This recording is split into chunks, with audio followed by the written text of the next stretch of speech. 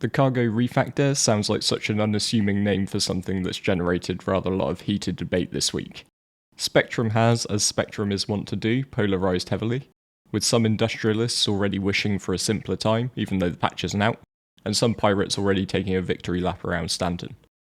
I understand how the scenes playing out in the recent ISC can seem a tad scary if you're more likely to be the one flying the C2 than the one blasting it apart. I personally think this isn't the time to panic, it's time to prepare. Quick apology in advance, Scotland's doing Scotland things and I've currently got 40km/h winds wailing around me, so if any of that gets picked up on the recording, I'm afraid there's not much I can do about it. But grab yourself a cup of tea while I roll the intro, and then let's get into it.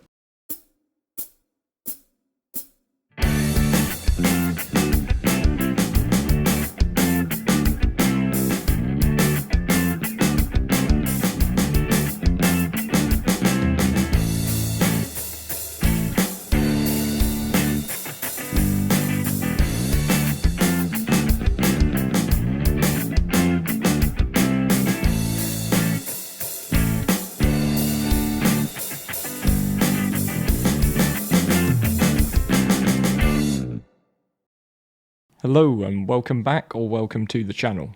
I'm Loudguns and today we're going to take a look at the cargo refactor coming up in 3.18, based off the info that's been released in the latest ISC and the Q&A. Just before we get into it, I'm going to take a break with Protocol and do a bit of promoting at the very start. And that's because tomorrow, Saturday the 12th of November, starting at around 1 PM UTC, we're going to be doing a charity livestream here on the channel. Try to raise some money for Doctors Without Borders, and we'll be doing a playthrough of Daedalus Rising, which is a PvP campaign that we wrote up. It could be great, it could be total chaos, but either way it'd be amazing if you could come along, hang out and help us raise a bit of money for a good cause. Right, back to the show at hand. So first we're going to do a brief recap of what the cargo refactor is, just for anyone who's been living under a quant rock this past week. Then we'll take a look at some practical examples of how to defend yourself and your cargo in the brave new world that will be 3.18. So just a fair warning, I'm going for the layman's approach to explaining the cargo refactor. If you're one of the people who understands all the finer detail of exactly how it's coded, then that is really cool. But just don't worry about trying to explain it to me in the comments, other people have tried and they've failed already. I'm also not going to cover every gram of detail in the ISC and AMA, because I want us to really focus on our key consideration here: how to prepare for the increased threat of piracy. I've included links to the ISC and the AMA in the video description if you want to know everything. But the key thing to get is that up until now, cargo hasn't really been physicalized in Starset. When you look at a nice full cargo hold, that's just a representation of your cargo. Some clever stuff is happening behind the scenes, giving the game info on how full your ship is and what sort of boxes you're carrying. However, you can't interact with these boxes at all, and neither can anyone else. You can't tractor beam them around and you can't move them between ships. When a ship explodes with cargo in it, you get a series of 1/8 SCU boxes. Obviously, if for every SCU of cargo you were carrying, the server had to spawn in 8 new assets in the form of these boxes, it would cause a 30k faster than miraculously filling up a caterpillar with laranite. So instead, a pittance of your cargo will spawn as these boxes. The big change coming in 3.18 with the first implementation of the cargo refactor is that your cargo boxes will be physicalized. You'll be able to move cargo around in a ship and between ships, and some of your cargo is going to survive if you blow up. Speaking of surviving, a huge change that was clarified in the AMA is the concept of a soft death. 70% of the time when a combat death occurs, and the ship's health reaches 0, you will get a soft death. The interior of your ship will be intact, as will your cargo, and you and your crew will remain alive. The other 30% of the time, and when you suffer an explosive death or one caused by certain game rules such as landing in the sea, your ship will explode and between 0 and 90% of your cargo will get ejected from the wreckage, the average of this being 45%. Another player can take these boxes and sell them.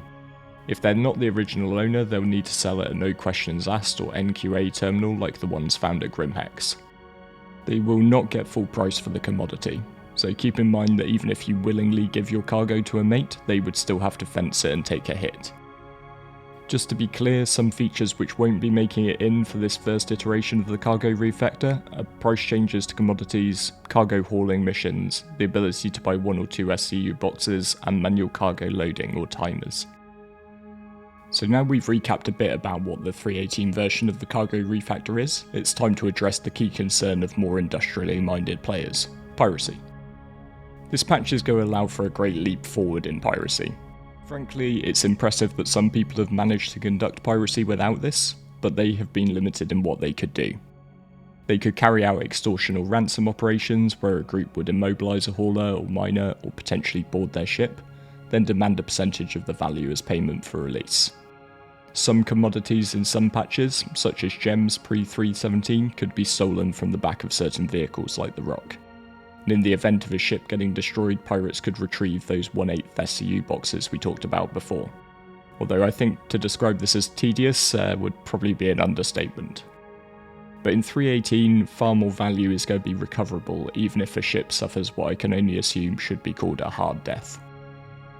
All of this is going to provide an increased incentive for criminal behaviour, and considering the only real tip of the scales in the other direction is some tweaks to the crime stat system, making it a bit harder to hack away a CS, it's fairly safe to say that pirate activity is going to be on the rise in the coming patch.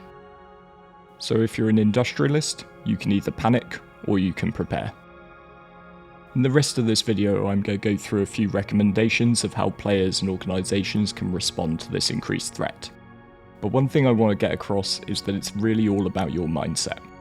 If you embrace these changes and think a little less in terms of AUC per hour rates, and a little more in terms of how much awesome gameplay and how many exciting encounters these changes could bring, then your view could change. One of the things I love about being part of a community in all kinds of games is swapping stories. In SC, a fair amount of these are about particularly hilarious bugs we've encountered, but some are about the best fights we've been in or the insane landings we've pulled off when the Quantanium timer was already in the red zone. The story about how you picked up 696 SCU of titanium at HMS Bezdek and brought it safe and sound to a TDD to sell while listening to your audiobook is not a good story. The story about how you spent half an hour shooting it out with pirates in the wreck of your Caterpillar is one, whether you win or lose. One thing I will not recommend is using an exploit like Alt F4ing or running for your bed in combat logging. I know the arguments because I've heard them already. The game's buggy, I didn't come to do combat, why should I lose my time, why should I lose my AUEC? Personally, these arguments just haven't swayed me. If you combat log out of one of these situations, you deprive yourself of all of the above, and out of an opportunity to gain some experience that will serve you in good stead in the future. The truth is that you probably won't be waylaid by pirates very much. There aren't very many of them versus players who prefer a life on the right side of the law. On top of this, you're depriving the pirates, who probably worked hard to make this encounter happen, of gameplay. You're using an exploit, an unintended feature of the game, to take something away from another person. And to me, that's kind of the definition of griefing. I'm sorry if you're a bed logger and you don't like hearing this, but it's just how I see it. I'd imagine that using self-destruct will count as an explosive death, and therefore avoid the potential for a soft death to occur, and all of your cargo to remain intact. I don't think this is an example of griefing like combat logging. Scuttling of military ships during times of war to deny them to an enemy is a well-established practice, and it might be your choice. But just keep in mind that this means that you'll be offering zero resistance to them taking whatever cargo survives. On average it will be 45%, but it could be as much as 90% without a shot fired.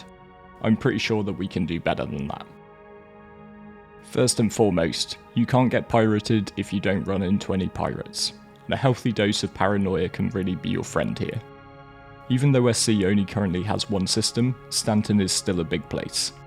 In many ways piracy is like fishing. You set yourself up where you think there are a lot of fish, cast out your line, and hope you get a nibble. I've talked in other videos such as my quant mining guide about how easy it is to add dog legs to jumps. If you're travelling between two high traffic predictable destinations, then vary it up. Don't punch up your quant drive then fly the straight line between the refinery at Arc L1 and ArcCorp. Set course somewhere else entirely, then cut your drive once you've travelled a bit out of your way and redirect. If you're feeling especially cagey, you can add multiple jumps into this. But this just means that you're going to be taking a much less predictable route and arriving not on the straight line. Take any opportunity you can to be unpredictable when you're moving goods, because you never know who's watching you. So if a C2 full of Quantaniums just left Arc L1, where do you think it's most likely to go? ArcCorp? Good. Don't go there. Go to Lawville or New Babbage or, slight internal shudder, Orison. Sure, it adds a bit of time to your journey, but if it keeps you from running into trouble out in the black, then it's worth it. Similarly, if you're a trader, maybe don't fly the most obvious routes. I don't do very much in the way of trading, so think back to the first example that popped into my head. Pick up titanium and or laranite at HGMS Bezdek and ship it to the TDD at Lorville. So maybe don't do that. Maybe find something that pays a little less but involves a less well-worn route. One key thing that applies across all professions is to always think about 1 or 2 steps ahead. Make sure your shields are charged before you leave a hangar. Don't check for loot crates or have to hydrate when you've just loaded up your ship at an outpost. Spend as little time vulnerable as you possibly can and don't drag your feet when you've got a full cargo hold. So, like I said, there probably won't be actually that many pirates. Piracy is quite a hard gameplay loop and requires coordination.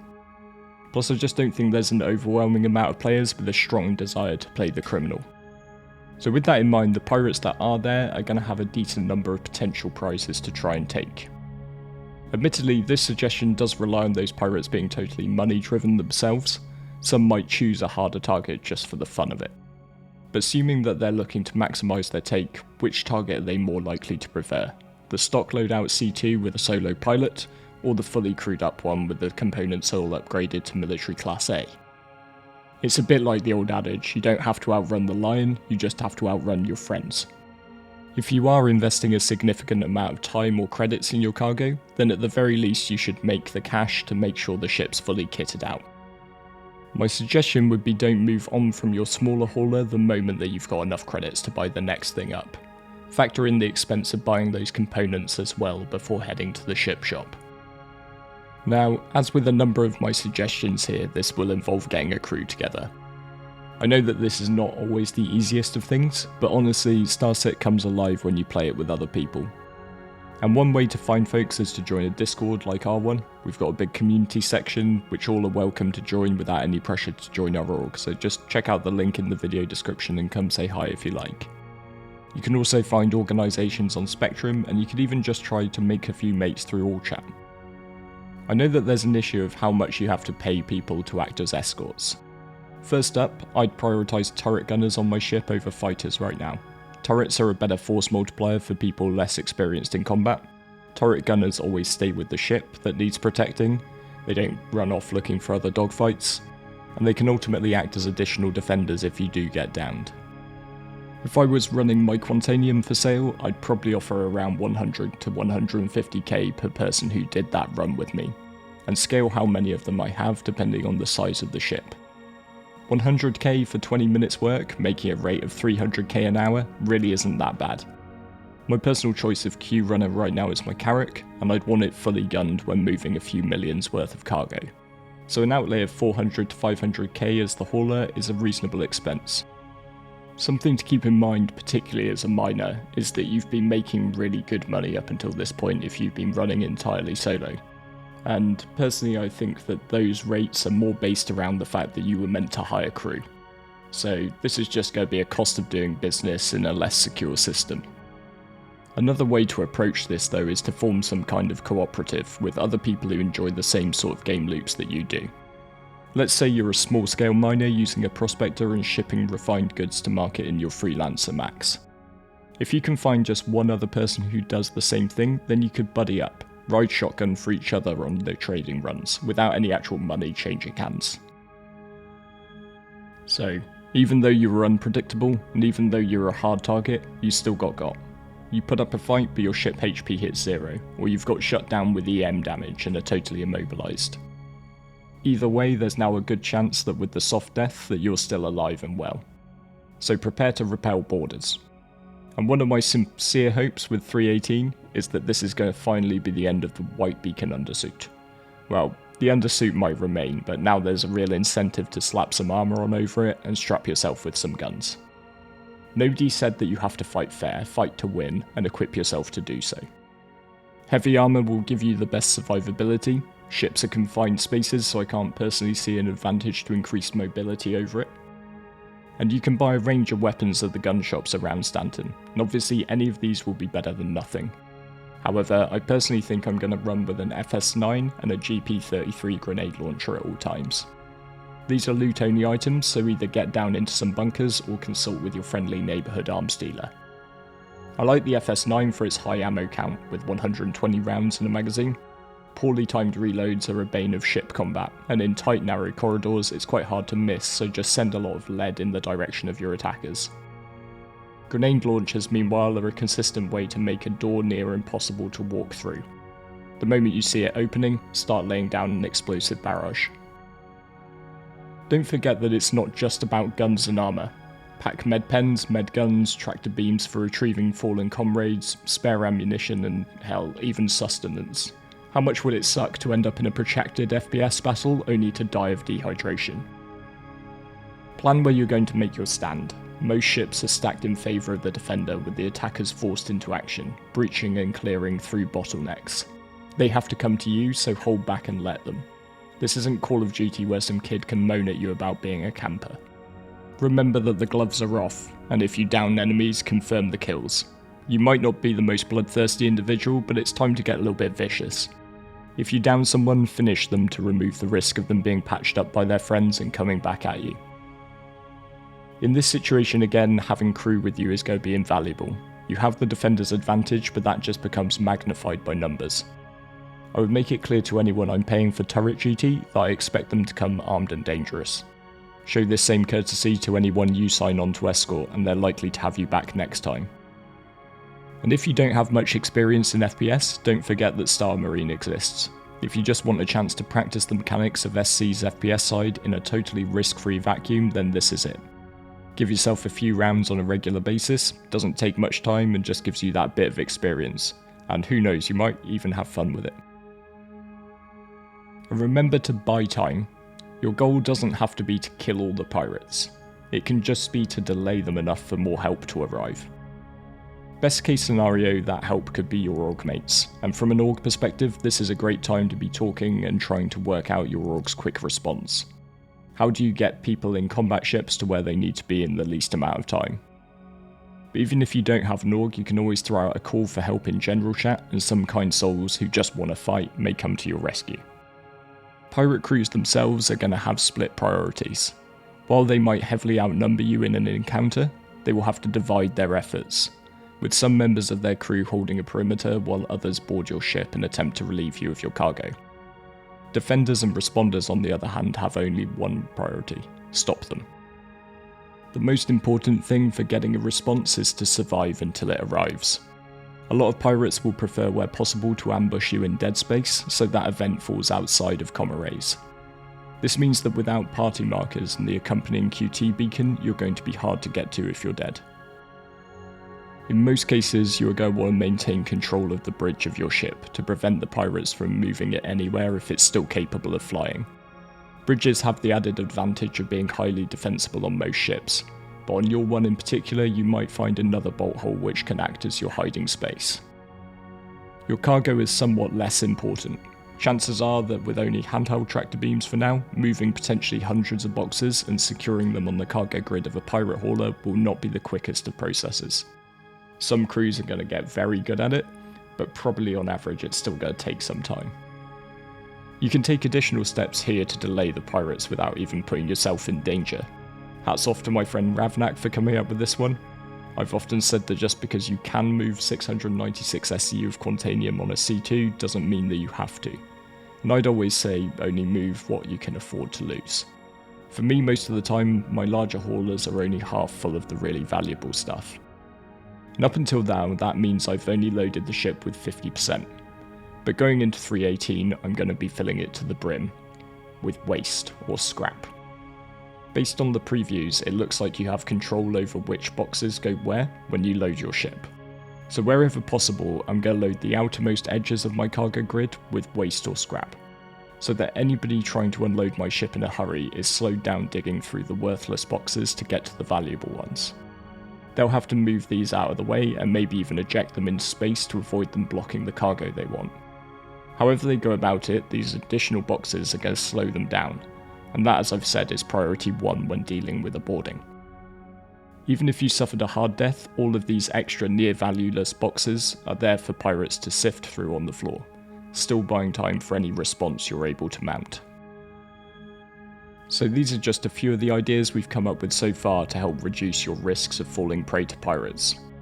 And if you enjoyed it, or if it helped you, then please consider dropping a like and subscribing to the channel for more content. It's also massively impactful if you share videos with your friends and orc mates.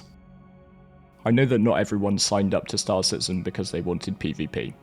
And in the future, I am sure that higher security systems are going to provide safer areas for those who just want to chill out and cruise around the stars. I also don't think, for reasons I've already been into in this vid, that this patch will lead to a tidal wave of piracy, maybe more of a rising swell. But preparing better and getting into the occasional scrape will simply make you a better player, and that's no bad thing. Plus, hopefully we'll be telling stories about the 3.18 pirate patch at the bar for many years to come. Final plug as well for our charity fundraiser. If you're at a loose end tomorrow, I'd love to see you during the stream. And if you're feeling generous already, the fundraiser is up ahead of time linked to this video. I'm hoping we can hit the $500 target for this amazing cause. And with all that said, thank you very much for watching, and I look forward to seeing you next time.